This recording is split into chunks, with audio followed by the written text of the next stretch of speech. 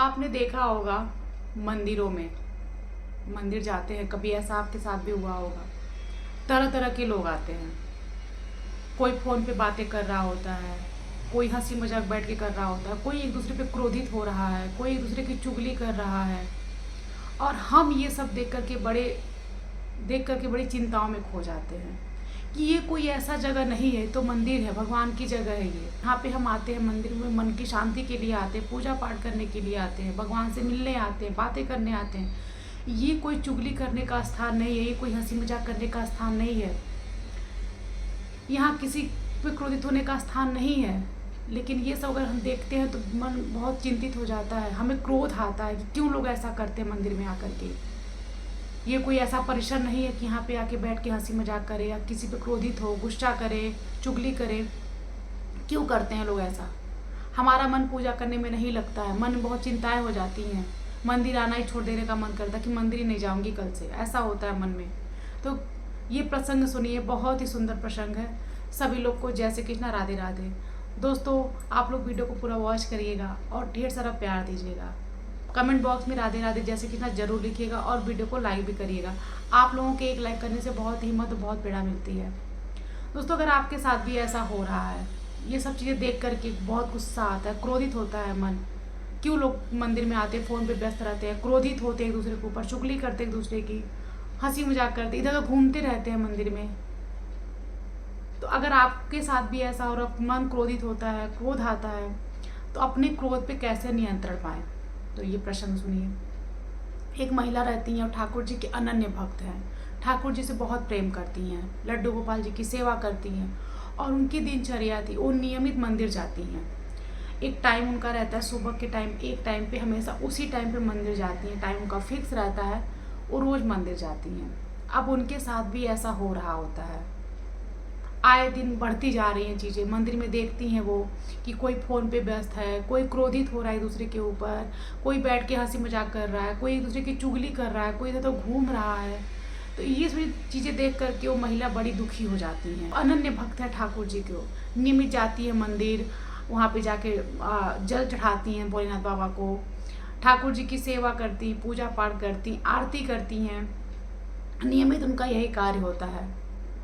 लेकिन उसके बाद जब ये सब चीज़ देखती तो मन बहुत चिंतित हो जाता हो, क्यों आते हैं लोग ये सब करने के लिए? ये कोई ऐसा परिसर नहीं है, तो मंदिर है, भगवान जी का स्थान है, यहाँ पे हम मन की शांति के लिए आते हैं, पूजा पाठ करने के लिए आते हैं, भगवान से बातें करने आते हैं। यहाँ कोई हंसी और ठिठोली करने की जगह नहीं है, यहाँ पे एक दूसरे की चुगली करने की जगह नहीं है। बड़ी चिंतित रहती थी, ये सब देख करके बहुत चिंतित रहती थी, उनको क्रोध भी आता था। एक दिन क्या होता है कि वो पंडित जी से कहती हैं, जाती है सुबह के टाइम पे और सारी चीज़ें देखती है, कोई इधर घूम रहा है, सब चीज़ें देख करके बड़ी चिंतित हो जाती है, पूजा करने उनका मन नहीं लगता है, रोज़ ऐसा हो रहा है उनके साथ में।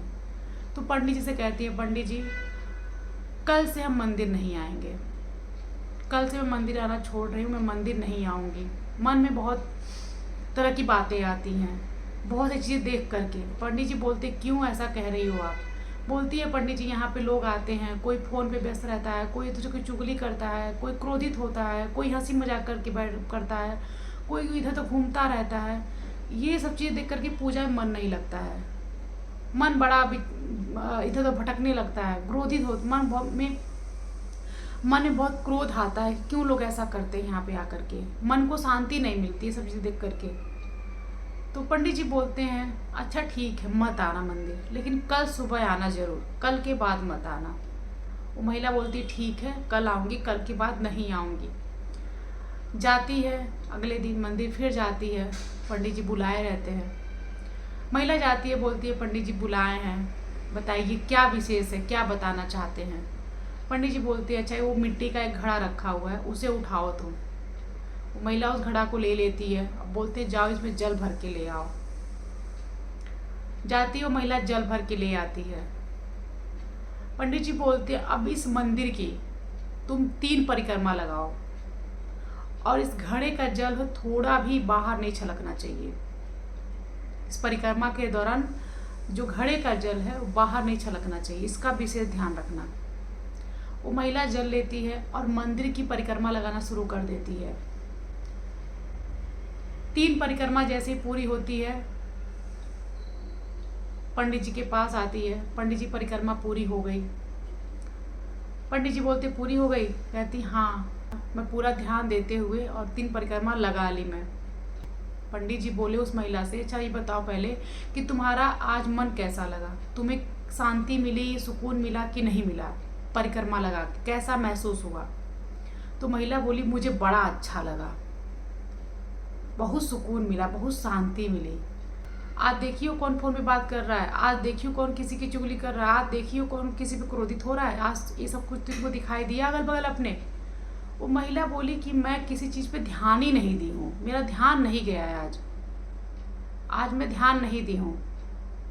तो पंडित जी बोलते हैं बस मेरा उद्देश्य बस यही था तुम्हें बताने के लिए, समझाने के लिए।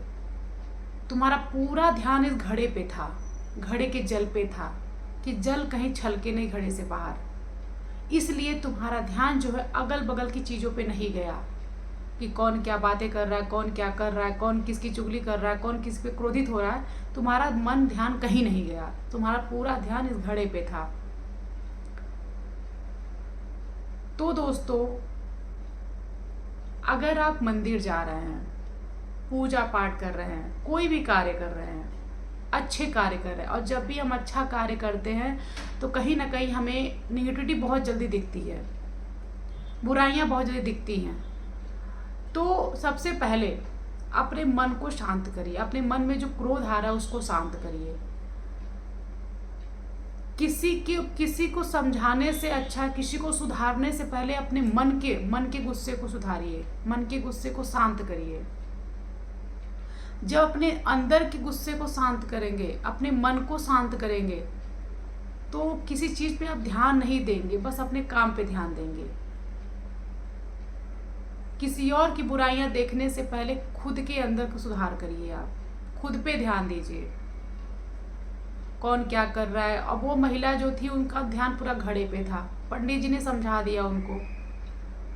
तो उसी तरह से आप अगर कुछ भी कार्य कर रहे हैं, मंदिर जा रहे हैं, पूजा पाठ कर रहे हैं, कुछ ऐसी चीज़ें दिख रही हैं, आप घर में ही हैं, परिवार है, आप पूजा पाठ कर रहे हैं, कोई ऐसा जरूर समय आता है, कहीं ना कहीं डिस्टरबेंस होता है, कोई कुछ कहता है, कोई कुछ कहता है, तो आप उस चीज़ पे ध्यान, अगर आपका मन भगवान पे रहेगा, पूजा पाठ पे रहेगा, मन एकाग्र रहेगा, तो आप जो है किसी चीज़ पे ध्यान नहीं देंगे। अपने मन को एकाग्रचित करिए। कौन क्या आपके बगल में बैठ के कह रहा है उस पर ध्यान मत दीजिए, अपने मन को एकाग्र करिए, अपने कार्य को करिए। भगवान आपकी पूजा को स्वीकार करते हैं, बस मन को एकाग्र कर लीजिए, आपकी भक्ति को स्वीकार करते हैं।